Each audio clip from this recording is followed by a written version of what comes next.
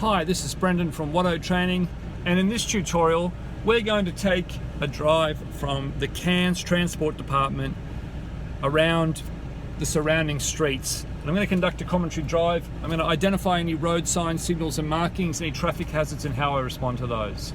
So I'm just putting the clutch in, popping into reverse, having a really good look around the vehicle to make sure it's all clear. It is, over the back's clear. Still looking, leaning and looking. It's my responsibility to make sure it's all clear, so that's definitely what I'm going to do. Pull up and stop, first gear, still monitoring, still making sure we're all clear around the vehicle. Now I'm going to move off and I'm going to take a left turn at the end of the road. So I'm clear behind, left indicator goes on. Okay, making sure that we come up nice and safe. All clear. Yep, we're still clear. And just moving out onto the road.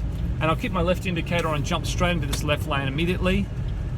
Okay, got a vehicle coming up from the left. I'll just make sure I just monitor their behavior. Roadwork ahead, coming into a 60 zone, reduce speed. Got an orange light up ahead, that tells me to slow down and stop just before the stop line. Brake, clutch, stop. Okay, I'm gonna go back to first gear and just wait until it's all clear. On my right I have Bunnings, on my left I have Anaconda. It's December, it's summer, it's school holidays, it's busy. There's lots of people out there buying presents and things like that, so there's lots of activity around. Also, if you've watched any of the earlier tutorials in this series, you'll notice that it's very busy. Okay, let's go. Indicator, scanning, it's all clear. Good, indicator, mirror, shoulder check, 3 shoulder checks. Okay, scanning up ahead, slowing down, dropping down to second gear. We've gone back to 1 lane due to the roadworks. Back into first gear and waiting. Ease the clutch out, moving off, monitoring around. I'm aware of what's behind me, aware of what's to the sides. Now what I'm looking for coming through this intersection is I am making sure that I'm very focused on managing potential red light runners. What I don't want is anyone to get a free shot into my door here or that door there. I'm also monitoring the person behind me. They're not going to get a free shot up into the back of me as well. Now, people might say it's hard to manage that, but you've got options like changing lanes. Worst case scenario, take a left or pull over to the left or go into a driveway and then come back out again and start. But you've got to take responsibility as a driver for managing your crash avoidance space, your space around the vehicle. So I'm just coming along here along Kenny Street. I've got a level crossing. Still a lot of disasters every year at level crossings, so I don't take those for granted at all. Got a vehicle coming up on my right. Okay, just following the road around to the left, got a green light, still green, yep, we're through. Scanning, looking for pedestrians. The convention center's undergoing a refurbishment at the moment, so just watching around there for any workers. Okay, still got that car behind me, and they are keeping a reasonable distance, so I don't feel threatened as such, but I'm not taking anything for granted. And I've got a red light up ahead. I'm just dropping in second. And on my right there, I've got Sheridan Street. Okay, so I'm looking up ahead, watching for any of these angle parked vehicles that to potentially reverse out. Pop it up to second gear. I'm scanning. Yep, we're all good. Bike lane ends. Again, just a little scan for any bikes. Police station on the left. Always showing great respect for the possibility of the unexpected around police stations. They might get called to an emergency or something like that. Okay, still coming along. Still got the police vehicles up ahead on the left. We've got, yep, the police headquarters. So I'm still monitoring, still scanning. Brake, clutch and stop. Everything's at low speed at the moment. There's lots of people around. Lots of busyness coming around. And I've just got a fella here. I'm not sure whether he's he's parking. Just thought he was pulling out for a minute there, but possibly he was just repositioning the vehicle. Okay, I'm still monitoring. Got the silver car behind me. Got traffic flowing on the right. I'm coming to a 40 area. Okay, there's an area here where they don't want us to stop to cover the driveway from the police station. Again, monitoring, scanning. We've got someone crossing the road here very slowly, an older person. So we've got a car just sitting out waiting for them on Spence Street. So I'm just going to pull up on the orange light, brake, clutch and stop. And now I'm going to just drop it back to first gear. We've got a fella just ambling across here in front of us. He looks like he's doing a bit of exercise on his lunch hour. So he's watching, I'm watching him. He's probably come from the police station, my guess is. Okay, not as an inmate. Okay, so now this older lady looks like she's about to cross in front of me. Okay, I can hear sirens again. This is not the first time I've heard sirens, so I'm just trying to identify where they're coming from. One of the hardest things when you're driving is you can hear the sound being thrown from an emergency vehicle, but in terms of determining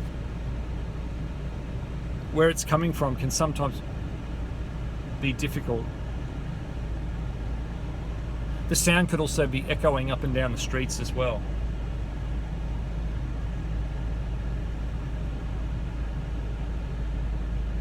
Okay, the traffic's just stopped. I'm just going to continue on. But I'm still looking and monitoring. Okay, there's a police car back there. Looking to the sides. I can't see any emergency vehicles, but I'm just monitoring. But at the same token, I've just got to be wary as I drive along here that I don't take my eyes off what's happening. There's a guy just pulling up in the middle of the road here in a Lexus with a right indicator, waiting for someone to clear a car park so they can go in. So just being cautious there. Roadwork ahead on side road. So we're just, again, being very careful here.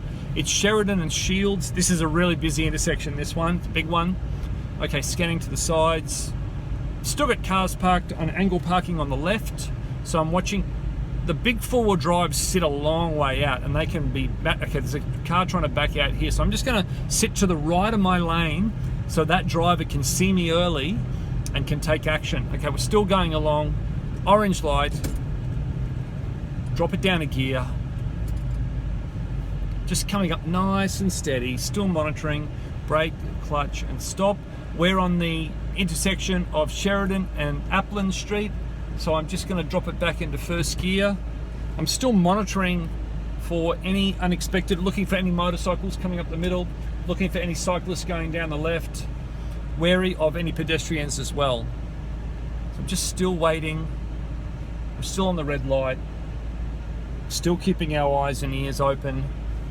In these situations, you know, when there's been a crash like there has in two of the earlier videos that I've made on this, well, sorry, I think there's one incident, but one has got the police car, the other one's got the ambulance, is don't turn the radio on, leave the radio off, and just pay attention to what you're doing and monitoring the road environment. Because you need to be aware, and I always think if that was my family member who was in that car crash, I would be wanting the emergency services to get there as soon as possible. So it's my responsibility as a road user to try and operate in a manner which works with other drivers, works with the emergency services to keep things as safe as possible and to keep things flowing. And if there's an emergency, to get out of the way safely. Okay, now we're just pulling up behind a truck, brake, clutch, stop. End of the 40 zone, and again just monitoring my lane position, making sure that there's space to the sides, space to the front. Got a pretty big vehicle behind me, but I've been monitoring that driver as we go along. That driver's got their lights on as well, so it's probably good from a safety perspective, but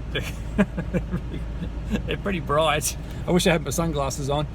I've been try to do commentary drives without sunglasses on so people can see where I'm looking, and also try and get the gist of my expression on my face. Okay, scanning to the sides. Okay, all clear. Good, we've just on Sheridan and Florence Street. So I'm in 3-lane traffic now. So I'm gonna leave that left lane clear. I'm gonna sit in the middle lane. Reason being, I can see vehicles coming in and out of driveways, in and out of car parks. I could go to the left lane, there's nothing illegal about it, but it's just, you know, I've got people on the side of the road. Now that truck's turning, and it's just a safe option all round. Okay, so I'm just following the road. I can read the road signs, the signals, the markings. I've got a green light up ahead. I've got a blue car just coming into my blind spot. Now I'm just, okay, orange light again, brake, clutch, stop.